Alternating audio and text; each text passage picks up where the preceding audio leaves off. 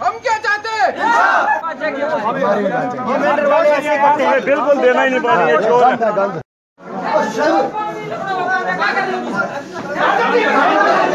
से पहले आदमी यहाँ मौजूद हैं, उस वक्त भी हमारे बहुत सारे लोगों ने आके कहा कि अड़ी के अंदर कुदरती सोर्स का पानी लोगों को मिलता है, कोई लिफ्ट स्कीम नहीं है वहाँ पर।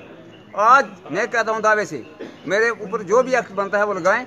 अगर आज चले कोई एसडीएम मेरे साथ चले, मैं बताऊंगा कि आज लाइनें टूटी हुई हैं और लाइन मैनों के घरों में 3-4 कनाल के अंदर प्याज लगा हुआ है, सब्जी लगी हुई है, और जो बाकी वाले लोग हैं उनको बिल्कुल पानी से महरूम करके रखा हुआ है।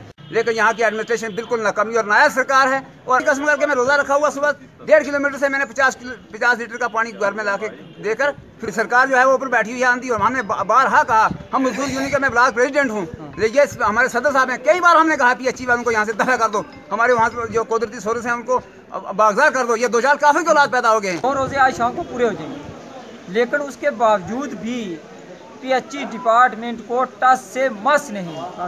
पानी वाले पीएचई डिपार्टमेंट ने इतना हमारे लोगों को तंग करके रखा है कि हमें आज वुजू करने के लिए पानी नहीं है।